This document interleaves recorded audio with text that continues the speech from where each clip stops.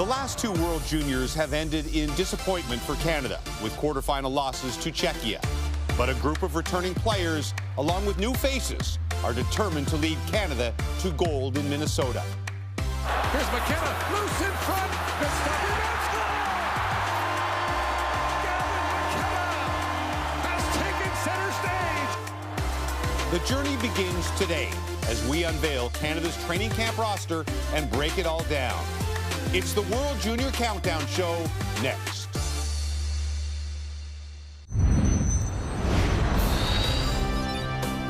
Hello, Canada, and welcome to our countdown to the World Juniors on TSN. James Duthie alongside our Director of Scouting, Button and Frankie Corrado, who's going to be a big part of our World Junior coverage this year and going forward. This will be the 50th World Junior Tournament, and it's a massive one for Canada, coming off those back-to-back quarterfinal losses. The worst two back-to-back results ever for Canada. They're hoping Minnesota can be magical again. It's where Canada won its first gold medal under the national team program back in 1982, the first year of the program. It was tough to watch that quarterfinal exit again in Ottawa last year. What lessons do you think can be learned from that going into this year's team? Well, I think the lessons are, and we saw it last year, the team just never gelled. They never really came together, and there's many reasons for that. And now what you want to make sure of is that you don't find yourself in that situation. Listen, it's a short tournament. You got to play 7 games in 10 days to compete for a gold medal. And for Team Canada, even though they came close, just losing in the last seconds in 2024 in Sweden, and then in the last seconds last year in Ottawa, bottom line is you don't want to leave yourself in that spot. I wasn't as surprised in 2024 because I thought that team really maxed out.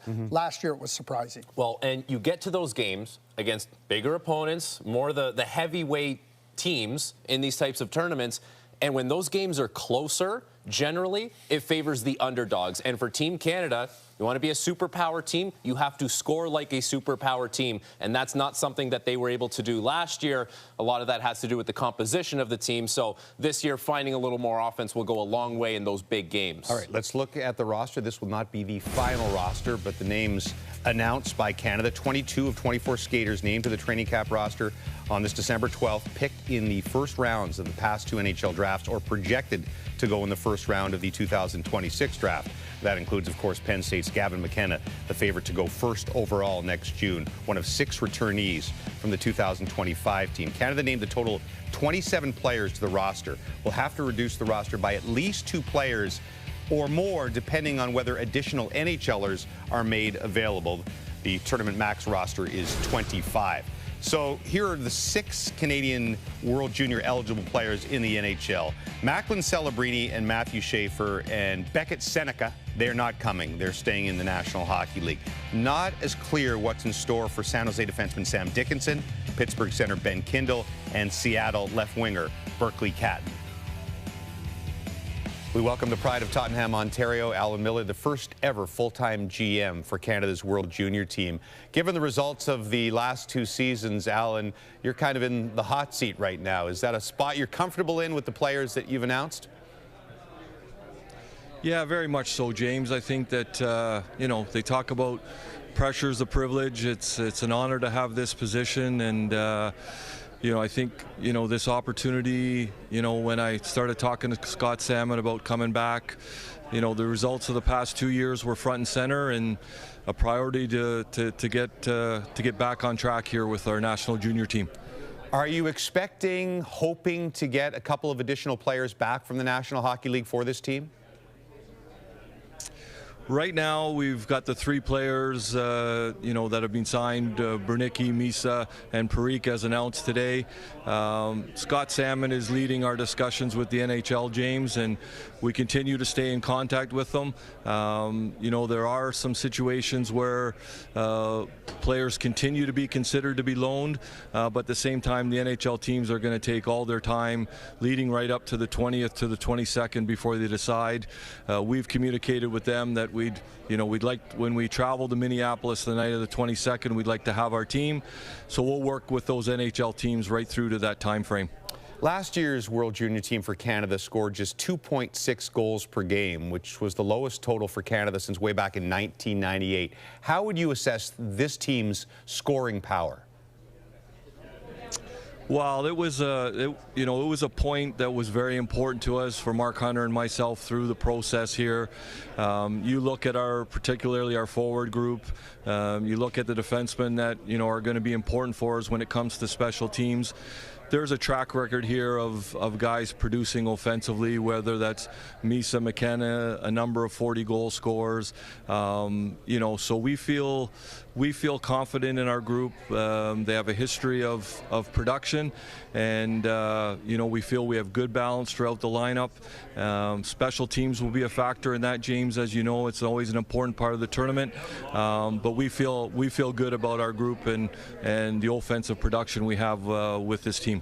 You hope you'd never end up in shootouts, but it's a reality of a tournament like this. And last year against Latvia, Canada went 0 for 8 in that devastating loss. Are you taking any steps to mitigate the possibility of that happening again?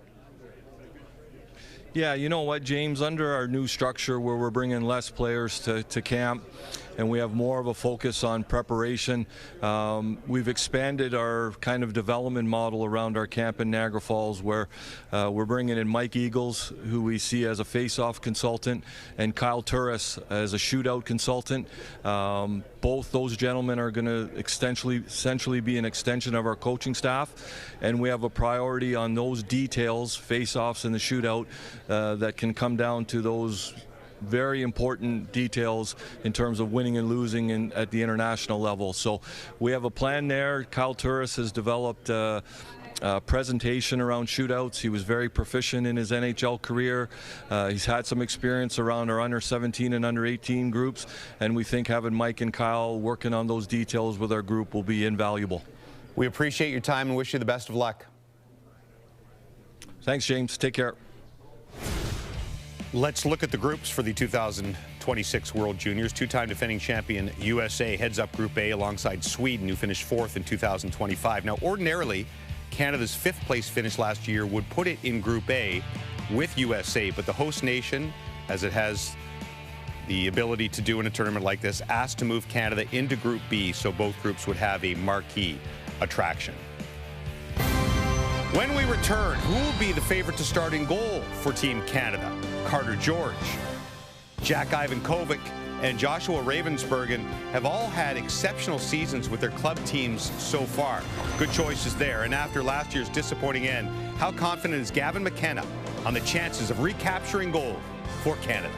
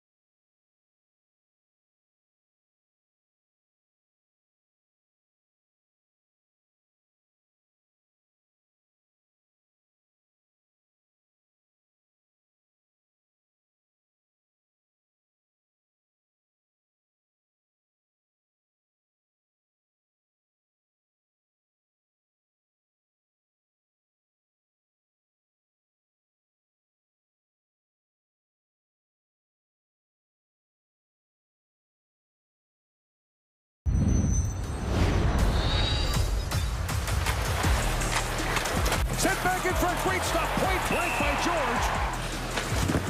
George kicks it out. Lewandowski with a chance, and George came across to make the stop. Chest back in front. Shelley shoots. Oh, what a stop by George.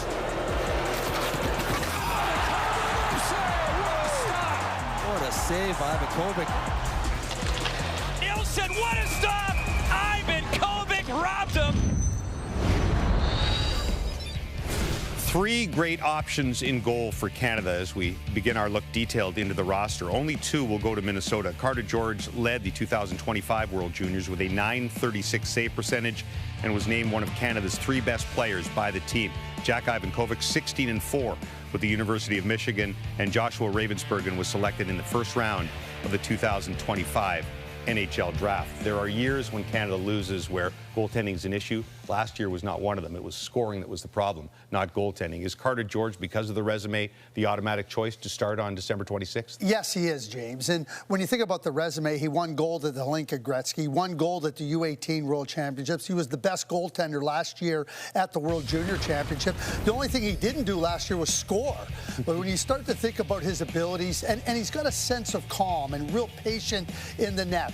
3 goaltenders coming. All that is about competition and to get Carter George and the others sharpened up for the World Junior Tournament. But Carter George is your starter. And the competition will be good for him. And the competition comes from Jack Ivikovic, who has played 1 less game than Carter George this season, playing at the University of Michigan. So going to the NCAA, maybe the worry that he doesn't have the workload that Carter George has had, not the case. But if you look at both these goaltenders' numbers, they can be deceiving. Carter George with an .899 save percentage, well, that's in the OHL, where defense is not necessarily the priority, compared to .927 for Ivikovic at the University of Michigan, the top team in the NCAA. So a little more insulated for him. If they do have to go to Ivikovic, though, they will know that he is ready to go because he's played 1 less game than Carter George this season. Let's look at the possible blue liners in front of them. Again, no Matthew Schaefer, but a ton of talent there. Calgary's Zane Parekh and Pittsburgh's Harrison Brunick have played a combined 20 games in the NHL this season, and the possibility of adding Sam Dickinson. How important is the contribution of defensemen with NHL experience? I think it's really significant. It's not just their NHL experience, which is definitely going to help them. Back-to-back Memorial Cup champions in Sam Dickinson and Zane Parekh. Back-to-back Defenseman of the Year in the CHL in Sam Dickinson and Zane Parekh. And Harrison Brunick was such a strong player when Canada won the U18 gold in 2024. He would have been on the team last year, but he had a wrist injury. So when you start to think about the experience that these 3 bring, it's not just about what they've done in the NHL. It's what they've done wearing the Maple Leaf, what they've done representing their respective teams. 3 real strong pillars on the blue line for Team Canada. I'm sure Frankie and his family had a pool to how long it would be till we mentioned that Frankie got cut from the Team Canada team in 2013. One of the last cuts in 2013. Narrowly missing the team. Yes, you know all about the D, though. Who are you focusing on this year? Kayshawn Aitchison is such an interesting player, a first-round pick of the New York Islanders, because he's the type of guy who can change the complexion of a game because of his presence and his physicality. Throws massive hits with the Barrie Colts in the Ontario Hockey League, and a lot of them are clean, so you have to be aware when he's on the ice. Craig outlined and detailed the more skilled defenseman. Well, Kayshawn Aitchison, he's also pretty skilled. He had 26 goals 2 years ago, 19 goals so far this season, has talked about how he's improved on his shot. He's not going to be necessarily relied upon to be a big point producer, but a physical presence, that's something that Team Canada has really had in their glory days in this tournament on the blue line. He will bring that and then some to this team. I will add 2 other players to that group, Cameron Reid and Ben Danford. Mark Hunter talks about how they want to be a really strong team, hard to play against, and we know that Dale coaches that way. They have that in those guys. Kayshawn Aitchison is a difference maker. Cameron Reid's a difference maker. Ben Danford's in their own ways, but they're dyed-in-the-wool competitors, and this is a top group of defensemen going in for Team Canada. Up front, all eyes, of course, on the kid from Whitehorse. Number 72, Gavin McKenna! McKenna, one-timer, he scores! Gavin McKenna's first collegiate goal! Throws it back door, McKenna, he scores! Gavin McKenna! And it's a big one to tie it at 2. Oh, yeah. Here's Team Canada forward Gavin McKenna. The Penn State Christmas break began November 23rd. How do you stay on top of your game when you're not able to play games? Yeah, I think taking this time off is good for us. I think we have pretty intense practices, so just making sure we're getting those reps in, putting the reps in the weight room off the ice, and yeah, making sure I'm ready come back Christmas and January. What's been the single biggest adjustment for you going from the Western Hockey League to the NCAA Big Ten Conference? I think there's a big shift in the play styles. I think there's less time and space out here. Guys are bigger, stronger, faster. It's more simple hockey. I think coming here I wanted to challenge myself, and I think college has done that for me, and I think this year's a big growth year for me. You have said that Canada should never finish 5th at the World Juniors and that this is a big, big year for Team Canada. How confident are you in your country's prospects to get back to a gold medal game and maybe win gold? Yeah, I mean, very confident. I think Canada, they've done everything to, set us up for this year. Taking the Hunters, Gardner McDougall, those guys know how to win. They know the keys to winning, and seeing the players they took, I think they've made some smart decisions, and we've got a loaded team this year. And I think going through that adversity last year, some of us returners, I think that'll help us coming into this year. We're all pretty fired up. Jackson Smith is your teammate at Penn State and for Team Canada. Have you guys faced a lot of chirping from your American teammates as the tournament closes in, and have you delivered some back at them? Yeah, for sure. I think in the room, it's a competitive room, and it's honestly like 50-50 Canadians and Americans. So there's a lot of bickering, and we're gonna hopefully bring it back with us when we got a gold medal. Is Jackson right there? Does Jackson want to make a quick cameo as we? Welcome? All right, here we go. Jack, there he is. Say hi to the nation, Jackson. Good. Best of luck. You looking forward to this? Oh yeah, it's gonna be super fun. So I'm super excited. All right. Thanks for joining us, Jackson Smith and Gavin McKenna. Look forward to seeing both of you in Minnesota. Thanks, guys. Thank you. Now, that's a good college roommate right there. Sits quietly during the entire interview, just pokes his head in at the end. Not watching videos on his phone. Exactly. Here are the front lines as they look right now. Michigan State freshman Porter Martone has been lighting it up, 11 goals in 16 NCAA games. Brantford's Jake O'Brien got off to an OHL league-leading start, 45 points in 26. Kelowna's T.J. Ginla, 11 goals in his first 8 WHL games so far this season.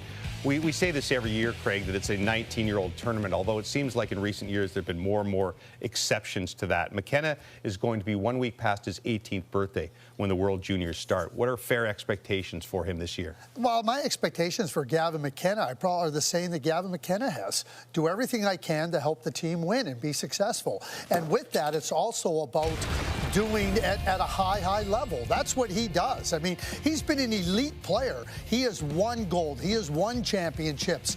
And when you come back now with the experience that he had, in his interview, you heard him say, hey, us returnees, we got something to prove here. We didn't like the way it finished. And I think that helping him at Penn State was the off-ice training. And I think that will help him come in here, be a little bit stronger. He only turns 18, as you point out, but he'll be ready for this tournament, not just physically, but mentally as well. There is a wealth of talent available, like there is pretty much every year for Canada at every single position. At what position, though, does it stand out most for you this year? It really stands out down the middle of the ice. Now, you want to have players that are intelligent, two-way guys that you can match up, but you don't want to sacrifice offense. And Team Canada is not sacrificing offense to get those intelligent two-way players on the team. So you look at it down the middle of the ice, you're like, okay, all these guys can go against whoever, you're going to play the Americans or the Swedes or the Finns. You don't feel like you have a deficit at any of these matchups, and they're all really skilled. So now you look at these guys and you say, okay, there's a lot of depth there, and Caleb Desnoyers, really skilled player, last season had a wrist injury towards the end of the year in the Memorial Cup that maybe made him look a little lesser than what he actually is, but make no mistake about it, he's a very hard player to play against. And, one player that maybe doesn't pop off the page for some people is Sam O'Reilly, who plays for Dale Hunter in London. Shootouts has been a big talking point. He's 2 for 2 this season, and both those goals are shootout game winners. So when you really need someone to come through in those pressure-packed situations, he has been able to do it. And Dale has a comfort level with Sam O'Reilly because wherever you need to have the team settle down, Sam always goes out there for London. Key defensive zone face-off, a penalty kill, doing things the right way. One of the key things I look at with all the centers here, and Dale wants players that can play on the wall, but he's got some centers that can play on the wall, and now that allows you flexibility. If you have a center that's the first guy in on the forecheck, he knows he's got backup there with smart centers. So I think this is a team built with skill and a high level of hockey sense that's going to allow this team to be really effective. There's going to be a very early test for the psyche of this team because of the opponent that they lost to the last 2 years in the quarterfinal. We never would have thought a few years ago that Czechia would become Canada's nemesis at the World Juniors, but Czechia has become that, and Canada will meet its new arch nemesis in the first game of the 2026 tournament rather than the last, as it has worked out in the last couple of events. Of course, Czechia eliminating Canada in the quarterfinals in dramatic fashion in both 2024 and 2025. Canada opened each of those tournaments with wins over 2026 New Year's Eve opponent, Finland. All right, just ahead on the show, Dale Hunter returning as the man behind the bench for Team Canada in Minnesota. Mark Masters checks in with Canada's head coach right after this.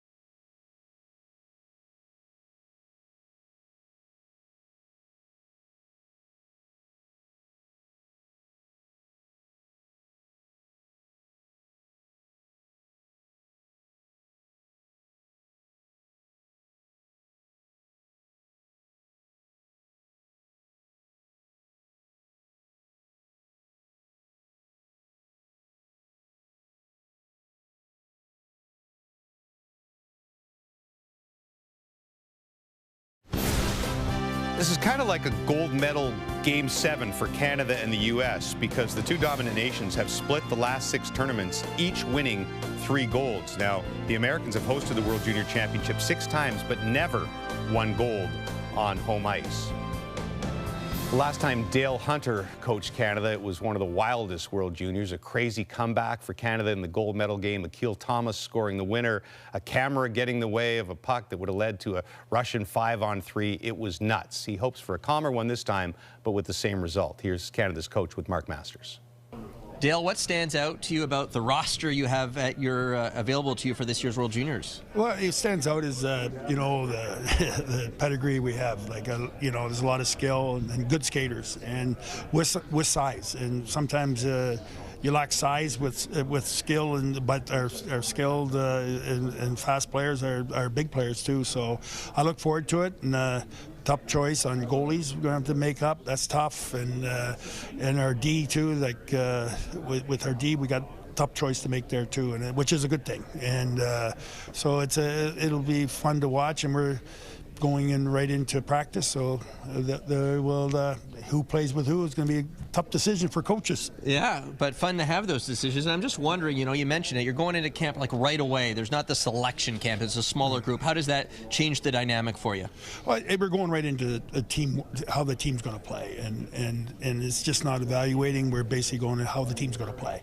And it means a lot for the coach. It just gives us more time and to play together, learn together, and who's in a good spot on this line, who's going to be a top end penalty killer, who's going to be this. So it just gives me more time to be ready on the 26th when we start for real. All right, finally, I know you were catching up with Craig Berube, your old friend, over at the Leaf Skate just down the road. What was that like? No, it's good to see him. We've been friends a long time. We played together a long time. He protected my butt a lot.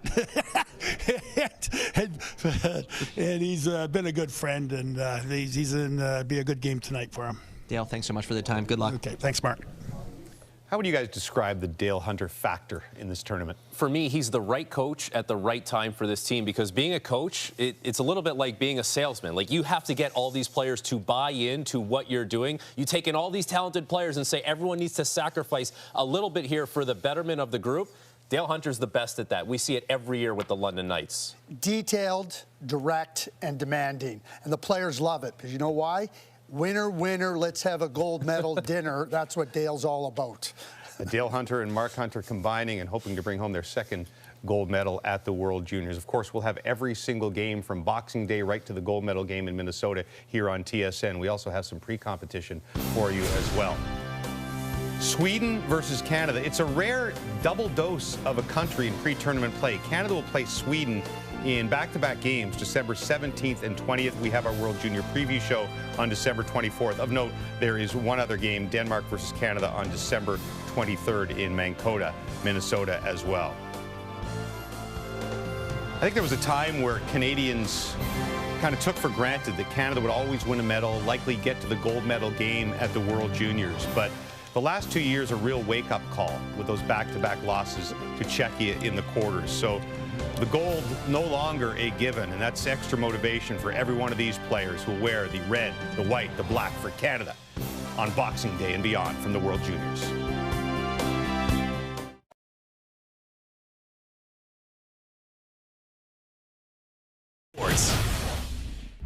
This is Overdrive with Hayes, Noodles, and the O-Dog on TSN 1050.